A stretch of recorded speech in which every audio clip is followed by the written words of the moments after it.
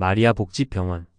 늦은 밤, 환자 윤희의 병실 안은 유난히 적막했다.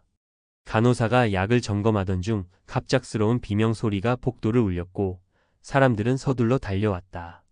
그러나 윤희는 이미 숨이 멎어 있었다. 산소 포화도는 급격히 떨어져 있었고 곁에서 기도하던 양신부와 약을 정리하던 소정은 충격에 휩싸였다. 하지만 그 순간 경찰들이 병원 안으로 들이닥쳤다. 당신을 윤희 씨 살인사건 현행범으로 긴급 체포합니다. 차가운 수갑이 소정의 손목을 꽉 조였다. 옆에서 항의하던 양신부에게도 같은 운명이 기다리고 있었다. 소정은 필사적으로 외쳤다. 아니에요. 제가 약을 건넨 건 맞지만 윤희 씨가 직접. 그러나 경찰은 들은 척도 하지 않았다. 반지훈이 앞장서며 소정을 노려보았다. 그의 눈에는 단호함과 함께 미묘한 흔들림이 서려 있었다. 조사실. 흰 벽과 차가운 조명이 소정을 더욱 쬐었다. 반지훈은 그녀 앞에 앉아 서류를 넘기며 물었다. 왜 약을 건넸습니까? 환자 동의서도 기록도 없었어요. 자발적 선택이라 주장하겠죠. 하지만 이건 명백한 살인이에요. 소정은 치를 떨며 맞받았다. 살인이 아니라 마지막을 지켜주는 거예요. 윤희 씨는 이미 병으로 너무 힘들어했어요. 저는 그냥 옆에 있었을 뿐이에요. 반지훈은 순간적으로 흔들렸지만 이를 악물고 목소리를 높였다.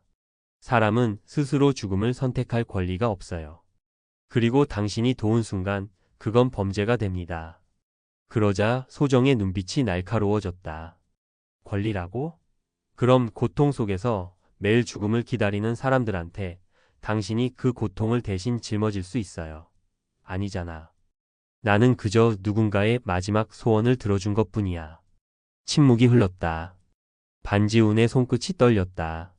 그의 과거 트라우마 잠입 수사 중 자살해버린 용의자의 얼굴이 겹쳐졌다.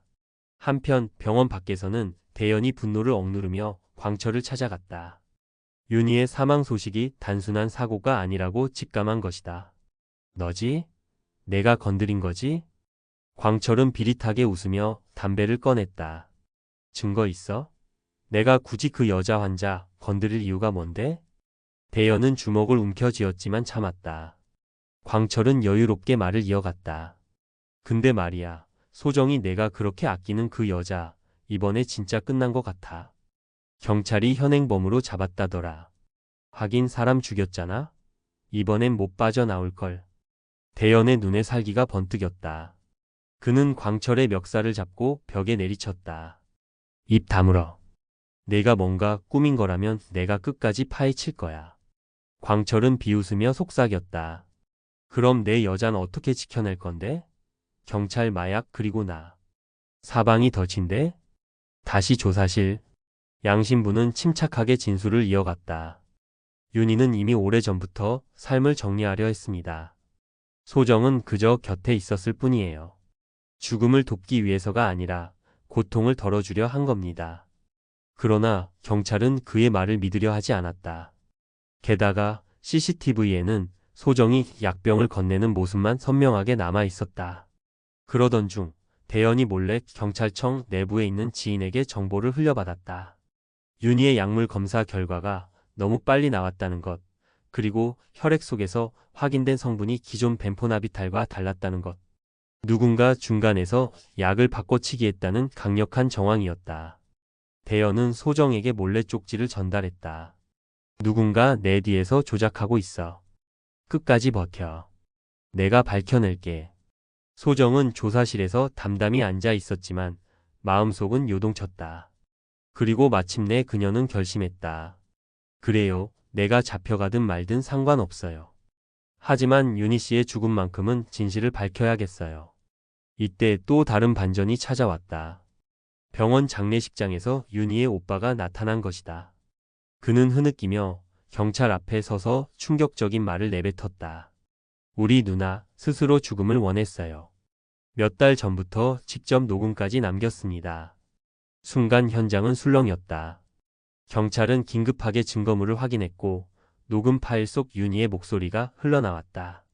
나는 더 이상 버틸 수 없어. 소정 선생님이 내 마지막을 지켜봐 주길 원해. 반지훈의 표정은 무너져 내렸다. 그동안 자신이 쌓아온 정의와 신념이 흔들렸다. 소정은 눈물이 차올랐지만 이를 꾹 참았다. 그녀는 오빠를 바라보며 고개를 숙였다. 감사합니다. 윤희 씨의 마지막 소원이 이제야 존중받네요. 하지만 사건은 여기서 끝나지 않았다. 누군가 의도적으로 약을 바꿔치기한 흔적은 여전히 남아 있었다. 그리고 그것이 광철과 경찰 내부의 누군가가 얽힌 일이라는 암시가 드러났다. 밤, 혼자 남은 반지우는 깊은 혼란 속에 중얼거렸다. 정말 내가 믿고 있던 정의가 맞는 걸까? 그녀가 살인자인 걸까? 아니면... 그 순간 전화벨이 울렸다. 익명의 발신자. 낮고 낯선 목소리가 흘러나왔다. 윤희 사건 그건 시작일 뿐이야. 소정은 더 큰 판에 휘말려 있어. 내가 막지 않으면 곧 죽을 거다. 반지훈의 눈빛이 번뜩였다. 그리고 화면은 어둠 속에서 광철이 누군가와 은밀히 거래하는 장면으로 전환되며 다음 회에 대한 불안과 긴장감을 최고조로 끌어올렸다.